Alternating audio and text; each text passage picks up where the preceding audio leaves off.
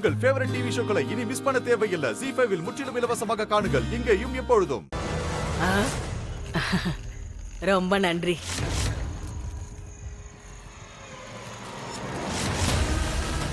உங்களோட இந்த அடிமை நீங்க ஒரு கட்டளை இட்டா நான் அடுத்த நொடியே வந்துடுவேன்.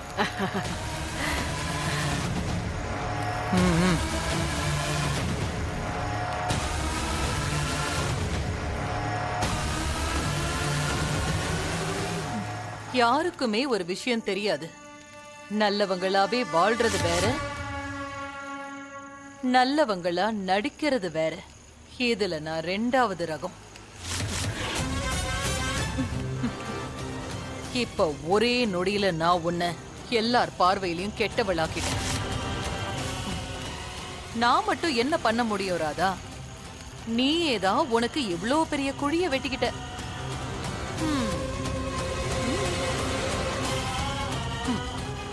நீ பட்டிக்காட்டு ராதாவாவே இருந்திருந்தா உன் வாழ்க்கை ரொம்ப நிம்மதியா இருந்திருக்கும். ஆனா என்னாச்சு?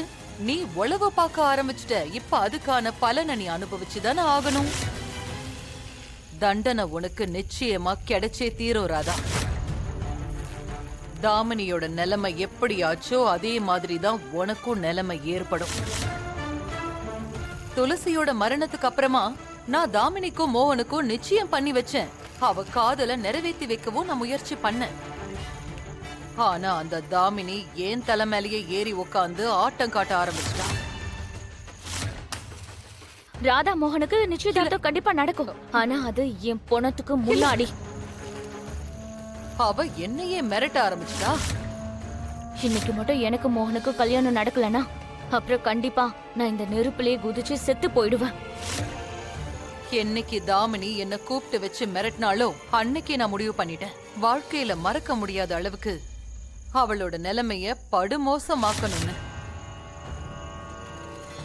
இப்ப தாமினிய பாரு, நான் எப்படி நினைச்சேனோ அதே மாதிரிதான் அவ நிலைமை இன்னைக்கு ஆயிடுச்சு. அன்னைக்கே அவளோட அழிவு காலமும் ஆரம்பம் ஆயிடுச்சு. அந்த கருப்பு உடையில வந்தவன் நானாதான் இருப்பேங்கிற சந்தேகம் அவளுக்கு வரல.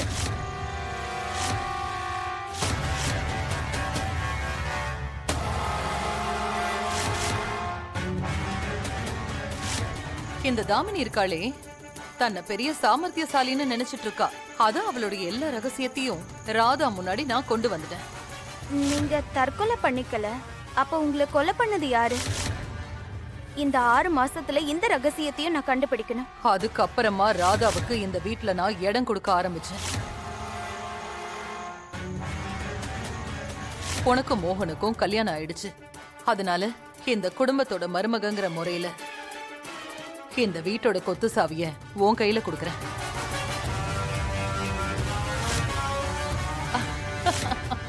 தாமினியோட ரகசியத்தை கண்டுபிடிக்கிறதுக்கு நான் ராதாவுக்கு ஆதாரத்தை கூட கொடுக்க ஆரம்பிச்சேன். துளசி மரணத்தோட ரகசியம் வெளியில வரணும்னு நான் கொடுத்த ஆதாரத்தோட உதவியால ராதா தாமினியோட ரகசியத்தை கண்டுபிடிக்க போயிட்டா.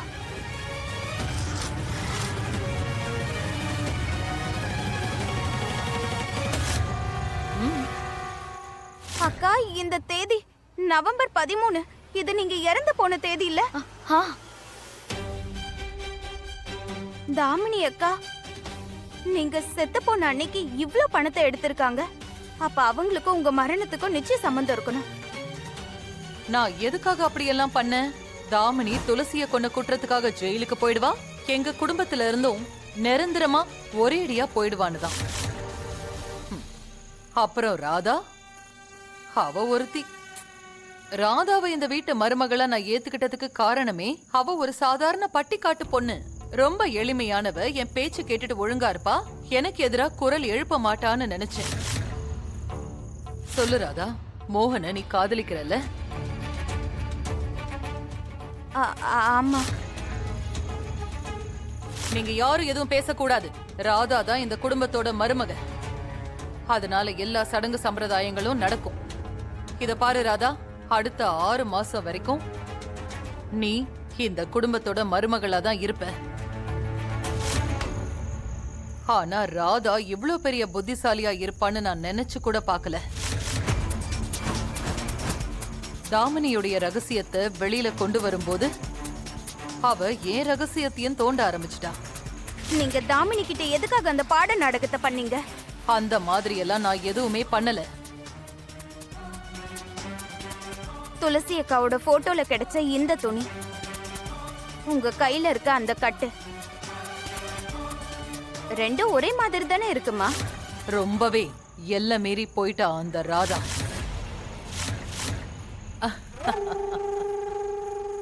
ஆனா அவளுக்கு என்ன பத்தி தெரியாது. தாமினி மாதிரி ஒருத்தியோட ஆட்டத்தையே என்னால வெட்ட முடியும்னா ராதால என்ன பொறுத்த வரைக்கும் ஒரு ஆளே கிடையாது. கூடிய சீக்கிரம் நிச்சயமா ஒரு நாள் ராதாவுக்கு ஒரு முடிவு கட்டுவேன். அதுக்கப்புறமா என்னுடைய கடைசி வேட்டை, அது மேலதான் என் முழு கவனமும் இருக்கும். மோகன்,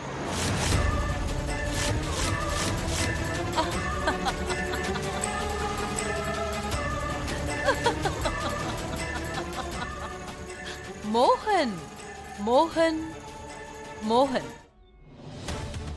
உங்ககிட்ட நான் எப்பவுமே என்னோட அம்மாவை தான் பார்த்தேன்.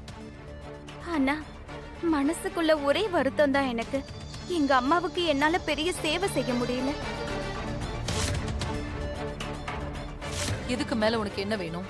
உங்களை அம்மான்னு கூப்பிடுற உரிமை.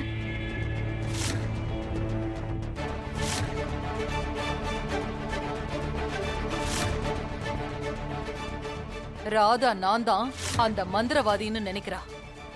நீ எங்க அம்மாவை சந்தேகப்பட்டியா இல்லையான்றத மட்டும் சொல்லு. ஆமா, நான் அம்மாவை சந்தேகப்பட்டேன். என்னால நம்பவே முடியல. ராதா அம்மாவை சந்தேகப்பட்டிருக்கா.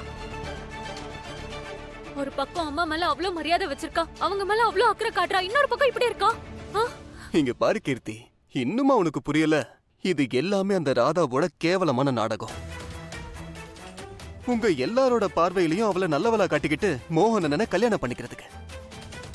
இந்த நாடகம் எது வரைக்கும் போச்சு தெரியுமா? மோகனன் அவளுக்கு எதிரா இருந்த வரைக்கும், அவளை வெறுத்த வரைக்கும். ஆனா மோகனனை எப்போ அவ பக்கம் சாஞ்சாரோ அதுக்கப்புறம் அவ சுயரூபத்தை எல்லாருக்கும் காட்ட ஆரம்பிச்சுட்டா.